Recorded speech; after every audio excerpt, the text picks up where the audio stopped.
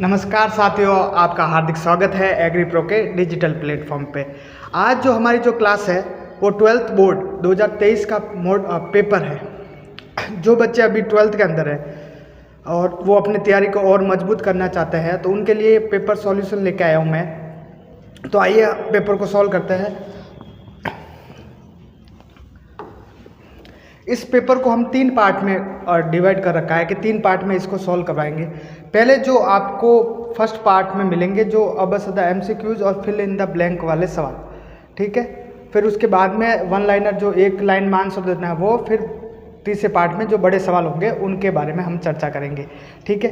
तो पहला शुरू करते हैं पहले सवाल से। पहला सवाल जो आपके MCQs से रहने वाला है, शुरू करते हैं। पहला, सजीवी जीवाणु। सजीवी जीवाणु, सजीवी जीवाणु क्या होता है? ऐसे जीव जो यानी साथ में, 2 जीव साथ में मिलकर जीवन यापन करते हैं ना। 2 जीव मिलकर क्या करेंगे? साथ में जीवन यापन करेंगे, उनको सजीवी जीवाणु कहेंगे। तो सजीवी के अंदर जो इसके अंदर जो आंसर सही होगा वो आपका होगा राइजोबियम। राइजोबियम जो होता है वो क्या करता है? दलहनी जो फसल होती है उन फसलों की जड़ों में जाता है, ठीक है, और वहाँ पे नाइट्रोजन फिक्सीकरण का काम करता है। इससे क्रॉप को भी फायदा होता है ये, और अपने आप को भी जीवित रखता है राइजोबियम। बाकी जो इसके अलावा जो 3 इसके और ऑप्शन दे रखे हैं, नीलहरित शैवाल, कोलेस्ट्रीडियम और इंजेक्टोबैक्टर, ये जो तीनों दे रखे हैं, इधर कर लेता हूँ मैं इसको। ये जो तीनों दे रखे हैं ये मुक्त जीवी है। कैसे जीवी है? मुक्त जीवी। मुक्त जीवी का मतलब होता है इनको ऐसे साथ में जीवन नहीं चाहिए, अपने आप अपना लाइफ साइकिल पूरा कर सकते हैं, ठीक है। तो पहला जो सजीवी जीवाणु का एग्जाम्पल था वो राइजोबियम था, जो दलहनी फसलों की जड़ों में पाया जाता है, नाइट्रोजन फिक्सीकरण का काम करता है ये राइजोबियम, आपके राइजोबियम जीवाणु। सेकेंड क्वेश्चन, थोड़ा सा इसको भी, सेकेंड क्वेश्चन की बात करें अपन तो धान की फसल की जल मांग। धान मतलब चावल, धान को इंग्लिश में पैडी कहते हैं, ठीक है। धान और चावल दोनों एक ही चीज़ है। जो बिना छिलका वाला होता है ना, जिसको हम चावल कहते हैं, जो डेली हम खाते हैं, और जो छिलका सहित होता है उसको क्या कहेंगे? धान कहेंगे, ठीक है। जिसका ओराइजा सटाइवा, ओराइजा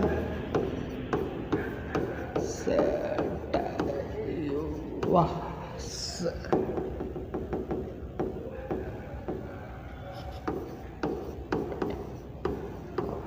वैज्ञानिक नाम है, ठीक है। इसकी जो जल मांग है नहीं, इस क्रॉप को अपना जीवन पूरा करने के लिए कितने पानी की आवश्यकता होती है वो बात करें तो धान को जो आवश्यकता होती है वो होती है 900 से 2500। धान को जो आवश्यकता होती है या धान की जो जल मांग होती है वो कितनी होती है? 900 से 2500 के बीच में। 1-2 क्रॉप और बात करते हैं अपन, जैसे गन्ना की बात करें, गन्ने की बात करें तो उसकी होती है 1500 से 2500, 1500 से 2500 तक गन्ने की होती है। और बात करें मक्का की बात करें आप, मक्का की जो होती है वो 500 से लगा के 800 तक mm तक होती है, ठीक है। तो ये इनके बारे में। कपास की बात करें तो उसमें भी 1300 तक की होती है, 700 से 1300 तक की होती है। बाजरे में बात करें तो 250 से 300 तक होती है। दलहनी की बात करें तो 300 से 500 तक की होती है ना। दाल वाली जो होती है उसमें 300 से 500 तक होती है जल मांग, ठीक है। तो धान की जो जल मांग रहेगी वो क्या रहेगी? 900 से 2500। धान का वैज्ञानिक नाम क्या है? Oryza sativa. 66% उसमें क्या पाया जाता है? कार्बोहाइड्रेट पाया जाता है। आगे वाला जो सवाल है उसकी बात करते हैं अपन। जौ का वानस्पतिक नाम है ना। नेक्स्ट जो सवाल है आपका क्या है? जौ का वानस्पतिक नाम। जौ, इसका जो पहला ऑप्शन है वो है जियामेज। जियामेज किसका होता है? जियामेज मक्का का होता है। मेज, जियामेज होता है आपके मक्के का, मेज का, ठीक है। टिटिकम एस्टिवम आप सभी जानते हैं, गेहूं का ये वैज्ञानिक नाम है टिटिकम एस्टिवम, ठीक है। फिर होडियम वल्गेर की जो बात करते हैं ये आपका किसका है? जौ का है। ये आपका किसका वैज्ञानिक? ओडियम वल्गेट जो का वानस्पतिक नाम है। साइसर एरेटिनम की बात करें तो ये आपके चना का है, देसी चने का वैज्ञानिक नाम क्या है? साइसर एरेटिनम। तो जो का वैज्ञानिक नाम का आंसर आपका कौन सा होगा? सी, ओडियम वल्गेट। ठीक है, इसके साथ ही आप एक जवार का नाम भी याद रखना, दोनों कंफ्यूज होता है जो और जवार में। जवार का जो वैज्ञानिक नाम है वो सोरगम बाइकलर है, सोरगम बाइकलर। ठीक है, नेक्स्ट जो बात करते हैं अपन आलू का कुल। आलू की फैमिली कौन सी है? ठीक है, आलू की फैमिली की बात करें अपन, ठीक है, यहाँ पे 4 ऑप्शन दे रखे हैं। पहले बात करते हैं आलू की जो होती है सोलेनेसी होती है। कौन सी होती है? सोलेनेसी। सोलेनेसी फैमिली में कौन कौन से आते हैं? तो सोलेनेसी फैमिली में बात करें अपन तो आलू आता है एक, इसके अलावा आपके मिर्च आती है, टमाटर आता है आप सब, और एक आता है बैंगन। ठीक है, ये 4 जो फसल है, ये 4 जो सब्जियां वो किसके अंदर आती है? आपके सोलेनेसी फैमिली के अंदर आती है। पोएसी की बात करें तो धान वाली, जो अन्न वाली, अनाज वाली जो फसलें होती है, सीरियल क्रॉप जिनको बोलते हैं, अनाज वाली। ठीक है, एग्जाम्पल की बात करें तो आप गेहूं हो गया, चावल हो गया, बाजरा हो गया, ये सारे किसके अंदर आएंगे? पोएसी के अंदर आएंगे। फिर जो फैबेसी दे रखा है, फैबेसी का मतलब होता है दाल, दाल वाली। फैबेसी फैमिली किसकी है? दाल वाली, जैसे मूंग हो गया, है ना, मोट, ये सारे किस में आएगी? अपने फैबेसी। एपीएसी की बात करें तो इसके अंदर 2 आती है आपके, वैसे बहुत सारी आती है, अभी 2 बताता हूँ आपको जो आपके जेट के सिलेबस में भी है। प्याज और लहसुन, दोनों एक बीजपत्री है। प्याज का नाम एलियम सेपा और लहसुन का एलियम आपके होगा सटाइवम। ठीक है, दोनों के गुणसूत्र की बात करें तो 16 होते हैं दोनों के गुणसूत्र। ठीक है, ये तो हो गया आलू का कुल। आलू के कुल की बात हो गई, कौन सा है? फैबेसी आपके, सॉरी सोलेनेसी। आलू के कुल की बात करें तो कौन सा है? सोलेनेसी। नेक्स्ट जो बात करते हैं अपन, हाँ, दशहरी उन्नत किस्म किसकी है? दशहरी आप सबको ही पता होगा, दशहरी जो उन्नत किस्म है वो कौन सी है, किसकी है? आम की। पहला ही ऑप्शन पड़ा है आम। ठीक है, दशहरी उन्नत किस्म किसकी? आम। आम की और किस्मों के बारे में बात करें अपन तो अल्फांसो हो गया, रत्ना हो गई, सिंधु हो गई। ठीक है, रत्ना, सिंधु, ये सारी किसकी है? आम की वैरायटियाँ है। जिस आम का जो वैज्ञानिक नाम है वो मेजिफेरा इंडिका है। गुणसूत्र की बात करें तो 40 होते हैं। ठीक है, और इसकी फैमिली एनाकार्डियेसी है, जो काजू की भी फैमिली होती है। ठीक है, उत्पत्ति स्थान की बात करें तो भारत बर्मा है। ये आम के बारे में। पपीता, कैरिका पपाया, इसका जो वैज्ञानिक नाम है कैरिका पपाया है ना, कैरिका का पपाया पाया। ठीक है, इसकी जो किस्मों की बात करें कोयम्बटूर 1, इस सीओ, कोयम्बटूर को सीओ से लिखते हैं ना, ध्यान रखना, कोयम्बटूर को सीओ से लिखते हैं। कोयम्बटूर 1, कोयम्बटूर 3, कोयम्बटूर 4, पूसा नैना। अगर सवाल आ जाए भाई गमले में उगाए जाने वाली किस्म पपीते की, तो पूसा नैना है ना, पूसा नैनो को आपको गृह वाटिका और या फिर गमले में उगाया जा सकता है। तो इससे रिलेटेड अगर सवाल आता है ऐसा पूसा नैना से, तो ये आएगा कि भाई गमले में कौन सी किस्म उगाई जाती है पपीते की, तो पूसा नैना, या गृह वाटिका में कौन सी उगाई जाती है, तो पूसा नैना। तो ये पपीते की किस्म हो गई। विरूपक्षी केले की बात करें तो पूसा पैराडीसी का गुणसूत्र 33 होता है केले के अंदर। ठीक है, तो इसकी जो वैरायटी की बात करें अपन, तो इस वैरायटी में आप लिख दो विरूपक्षी लिख सकते हो, और आप और क्या लिख सकते हो इसके अंदर, नैंड्रेन लिख सकते हो जो सब्जियों के लिए काम आती है। ठीक है, रसथली लिख सकते हो, चक्र केली लिख सकते हो, चक्र केली, रसथली, रसथली, ये केले के आपके वैरायटी हो गई। अमरूद की बात करें सीडियम गुआजवा, जिसका वैज्ञानिक नाम क्या है, सीडियम गुआजवा मिरेटेसी इसकी फैमिली है। और अगर इसकी अपन बात करते हैं किस्मों की तो नाम बड़े याद आते हैं, अर्का मृदुला, मृदुला है ना, अर्का मृदुला, अर्का अमूल्य, अर्का अमूल्य, ठीक है। एक और होती है श्वेता,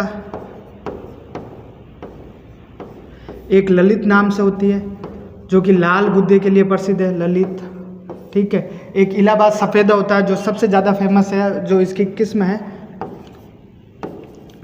इलाहाबाद सफ़ेदा, इलाहाबाद सफ़ेदा, ठीक है। और एक L49 है, L49 को लखनऊ 49 भी कहते हैं, L का मतलब लखनऊ, या फिर इसको सरदार भी कहते हैं, सरदार, ठीक है। तो ये सारी किसकी हो गई, अमरूद की। तो सवाल क्या था, दशहरी उन्नत किस्म है ना, तो वो कौन सा था, इसका आंसर आम। इसके साथ हमने क्या क्या याद किया कि आम की और किस्में याद कर दी, जैसे अल्फांसो, रत्ना, सिंधु, नीलम, बहुत सारी किस्में होती है आम की, ठीक है। फिर अगर बात करें पपीता, जिसका वैज्ञानिक नाम कैरिका पपैया है, जिसकी अगर किस्मों की बात करें तो को1 यानी कोयम्बटूर 1, कोयम्बटूर 3, कोयम्बटूर 4, पूसा नैना। पूसा नैना के बारे में मैंने आपको बताया था कि ये गृह वाटिका में काम में ली जाने वाली वैरायटी है, या गमले में इसको उगाया जा सकता है, ठीक है। आगे जो ऑप्शन था वो था केला, केले का पूसा पैराडीसिका इसका वैज्ञानिक नाम है।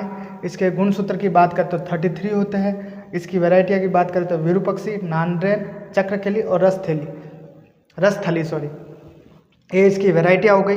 फिर अमरूद की बात करें तो अमरूद के अंदर बहुत सारी लिखी है मैंने यहाँ पे, जैसे एक लिखी है पहले अर्का मर्दुला, फिर दूसरी लिखी है अर्का अमूल्य, तीसरी लिखी है मैंने ललित, चौथी लिखी है श्वेता, पांचवी अगर बात करें आपको इलाहाबाद सफ़ेदा, ठीक है। 6 की बात करें तो L49 है ना, जिसको सरदार भी कहते हैं। L का मतलब होता है यहाँ पे लखनऊ, है ना, तो याद रखना लखनऊ। आगे चलते हैं, आगे अगर बात करें अपन, जो नेक्स्ट सवाल आया है आपके, सवाल नंबर 6, पपीते के पौध लगाने हेतु गड्ढे का आकार।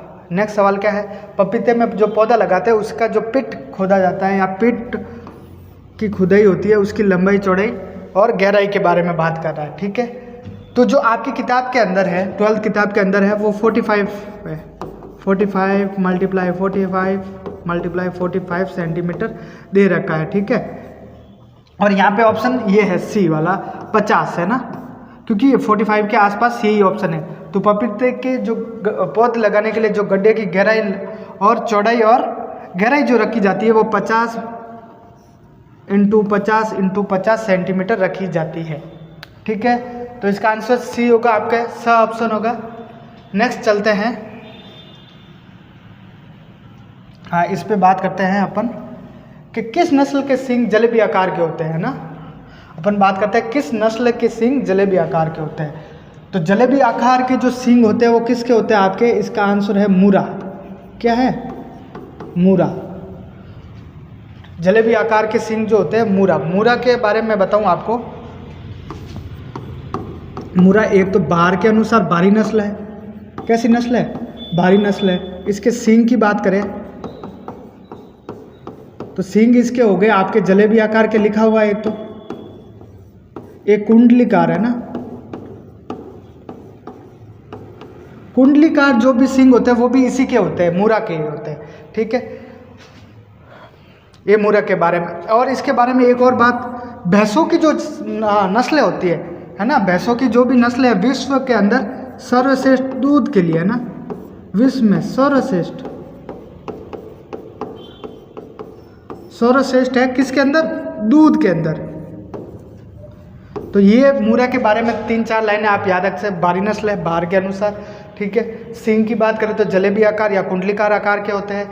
और विश्व में ये कैसी नस्ल है, विश्व में बात करें तो ये कैसी नस्ल है आपके, सर्वश्रेष्ठ नस्ल है दूध देने के लिए। तो ये 3-4 लाइनें आपको याद हो गई। और इस सवाल का जवाब भी आपके मूरा हो गया।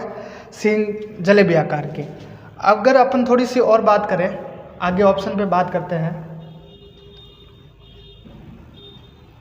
आगे सूरती, 2 नंबर पहला ऑप्शन है सूरती। तो सूरती के भी एक विशेषता है, वो किसको लेके है? सूरती की जो विशेषता है आपके सींग को लेके है कि इसके जो सींग होते हैं वो कैसे होते हैं? दराती आकार के। कैसे होते हैं? दराती, जिसको हस्याकार भी कहते हैं। हस्याकार है ना। और इंग्लिश में बात करें सिक्कल शेप के, जो सिक्कल नहीं आता जो धान काटने में काम लिया जाता है, फसलों को काटने के लिए, तो उसके जैसे इसके सूरती के क्या होते हैं? सींग होते हैं। और बात करें मुरा की, मैंने बता ही दिया, सींग जलेबी आकार के होते हैं, ठीक है। सर्वश्रेष्ठ नस्ल है दूध देने में। नीली, ये नीली की बात करें तो ये सतलुज नदी और नीली रावी नदी के किनारे या आसपास के क्षेत्र में ये भैंस पाई जाती है, इसलिए इसका नाम नीली रखा गया है। बरदावरी की बात करें, ठीक है, बरदावरी की बात करें तो इसके जो फैट होता है दूध के अंदर, वसा, वो आपके होता है इसका 12 से लगा के 14%। ये कई बार सवाल पूछते हैं, जेट में भी पूछते हैं, 12th में भी पूछते हैं, है ना, तो सुपरवाइजर में भी पूछते हैं। बरदावरी की जो बात करें, वसा की बात करें, जो 12 से 14% होता है। एक बार वापस मैं इस क्वेश्चन को रिवाइज करवाता हूँ आपको।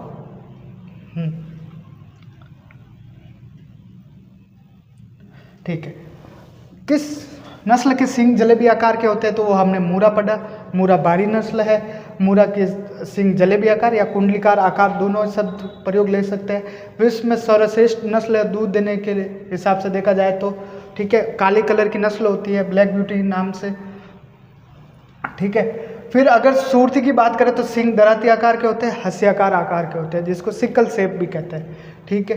फिर तीसरा ऑप्शन है आपके नीली। नीली जो सतलुज नदी या नीली रावी नदी के किनारे पाई जाती है, उसका पानी नीला होने के कारण इसका भी नाम नीली रखा गया।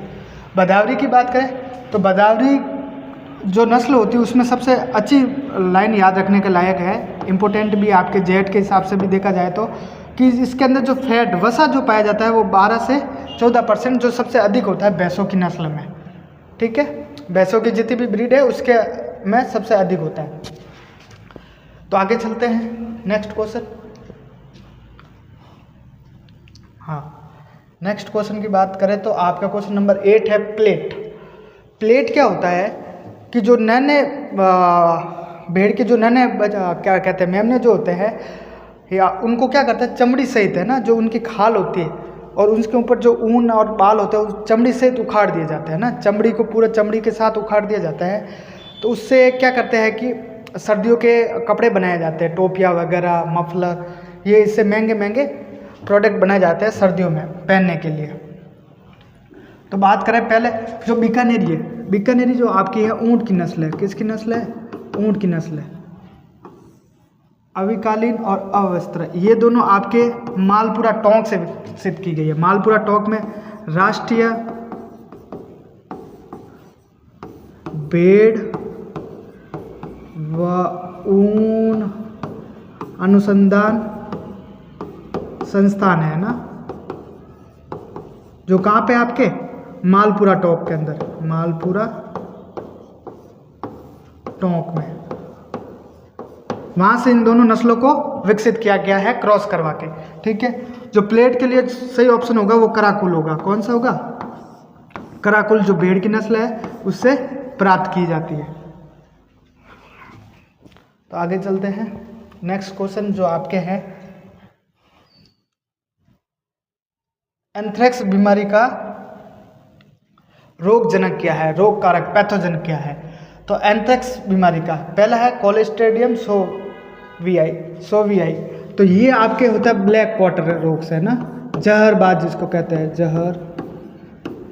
जहरबाज जो रोग होता है उसका कारण क्या है? कोलेस्ट्रेडियम सोवियाई, ठीक है। आगे जो छनित वायरस की बात करें तो आपके FMD वगैरह जो रोग होते हैं वो छनित वायरस से होते हैं।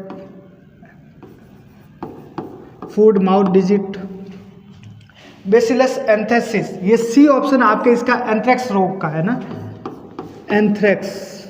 एंथ्रेक्स को क्या कहते हैं? तिल्ली बुखार भी कहते हैं, तिल्ली बुखार भी कहते हैं एंथ्रेक्स रोग में, है ना, भेड़ बकरी गाय भैंस में होता है, ठीक है। स्ट्रेप्टोकोकाई एल्गीसिया जो आपके जो ये पैथोजन है, रोग कारक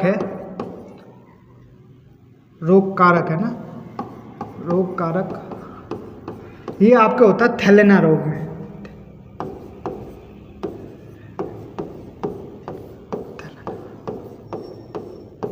थैलेना रोग जो पशु के आयन में हो जाता है ना, जिससे पशु मरता तो नहीं है लेकिन मतलब दूध देना बंद कर देता है, प्रोडक्ट देना बंद कर देता है, तो इसमें आर्थिक नुकसान बहुत ज़्यादा होता है।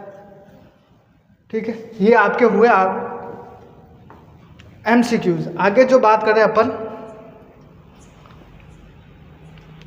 हाँ, सेकंड जो क्वेश्चन है, पहले क्वेश्चन के 8 ऑप्शन थे वो हमने किए।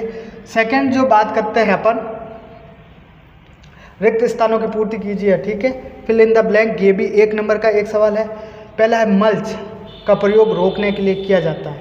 मल्च का जो प्रयोग है वो वाष्पीकरण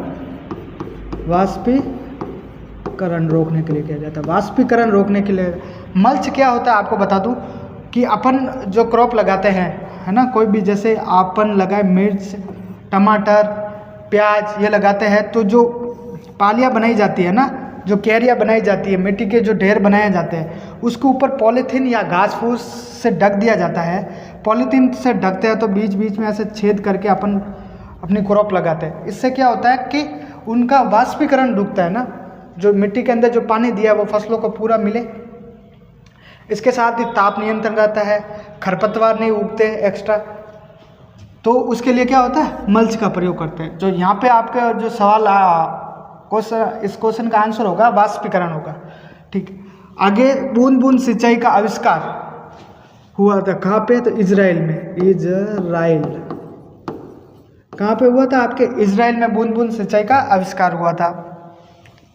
नेक्स्ट रोग है गलघोटू रोग। पशु को खल जगह लेने में तकलीफ होती है, सांस लेने में तकलीफ होती है। गलघोटू रोग में क्या होता है, पशु की सांस नली फूल जाती है, जिसमें सांस लेने में तकलीफ होती है। जब भी सांस लेता है तो कैसी आवाज़ आती है, घर घर की आवाज़ आती है। कैसी आवाज़ आती है, घर घर। इस बीमारी का ये साइन है। फिर नेक्स्ट है राष्ट्रीय डेयरी विकास बोर्ड की स्थापना सन 1965 में हुई थी, है ना, जिसका इंग्लिश में बोला NDDB, national dairy development board.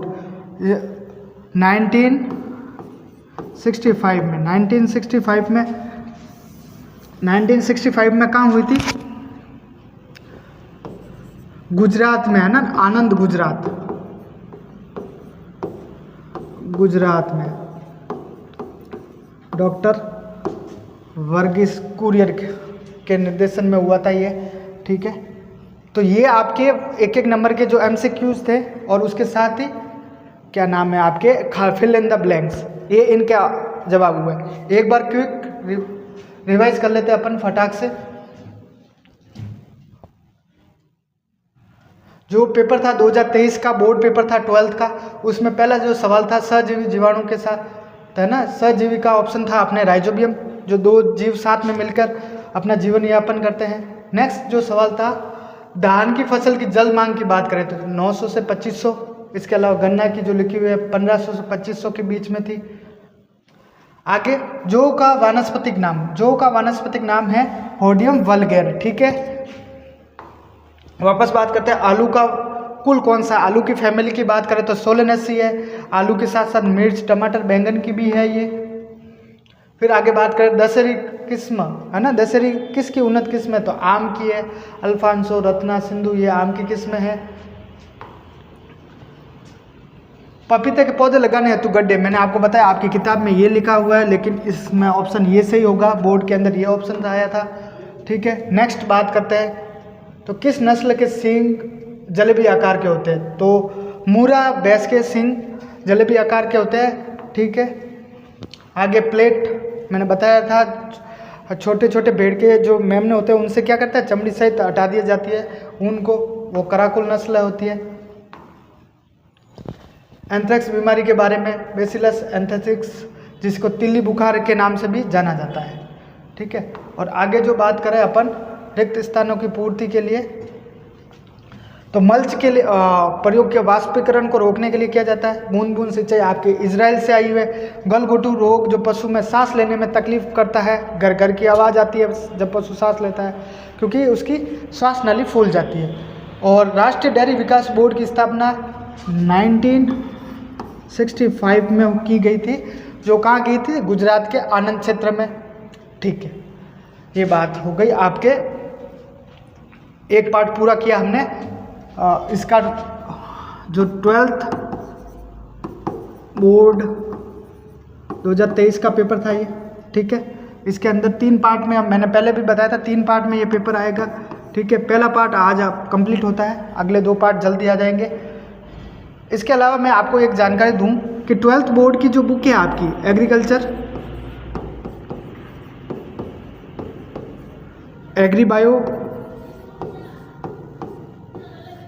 Agree biology, ठीक है, और एग्री केमिस्ट्री, इन तीनों बुक के जो 1 लाइनर होते हैं ना, जैसे अभी ये जो आज हमने जो सवाल सॉल्व किए थे, ये 1 लाइनर वाले सवाल थे, एक एक लाइन में आंसर या टिक द करेक्ट थे। तो इनके जो 1 लाइनर होते हैं वो पूरे बुक के चैप्टर वाइज 1 लाइनर हमारे पास तैयार किए हुए पड़े हैं। जिस बच्चे को, कोई भी बच्चे को अगर वो नोट्स चाहिए, ठीक है, तो वो हमें क्या कर सकता है? हमारे एक तो टेलीग्राम चैनल से जुड़ सकता है। वो टेलीग्राम चैनल का मैं नाम बताऊं तो आपको,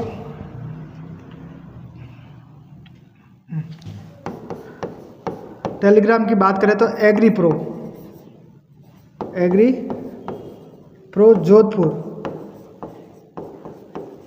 जोधपुर, आप एक साथ लिख लीजिए बिना स्पेस दिए, एग्री प्रो जोधपुर नाम से हमारा टेलीग्राम चैनल है, वहाँ पे आपको मिल जाएंगे। इसके साथ ही अगर आप व्हाट्सअप कर सकते हैं हमें, आप हमें व्हाट्सअप कर सकते हैं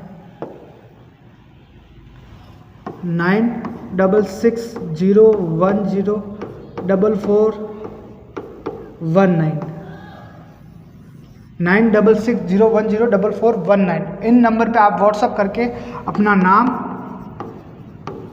साथ में स्कूल का नाम और नोट्स लिख के भेज देंगे आप, तो आपको ये नोट्स मिल जाएंगे। और ये फ्री है, इसके कोई चार्ज नहीं है, ये नोट्स बिल्कुल फ्री है, इसका कोई चार्ज नहीं है। ये नोट्स आपके 12th में भी काम आ सकते हैं, जेड के पेपर में भी काम आ सकता है, इसके साथ सीयूटी का जो पेपर होता है उसमें भी काम आ सकता है, एग्रीकल्चर जो सुपरवाइजर अभी वैकेंसी आ रखी है उसके अंदर भी काम आएंगे, ठीक है। तो ये सारी जगह काम आ सकते हैं आपकी 12th की तीनों बुक के। तो आज का पेपर आपको कैसा लगा? और आगे वाले भी 2 हम जल्दी से जल्दी लेके आएंगे, ठीक है। अपने और भी साथी को आप क्लास शेयर कर सकते हैं ताकि उसका भी फ़ायदा हो। Okay, thank you.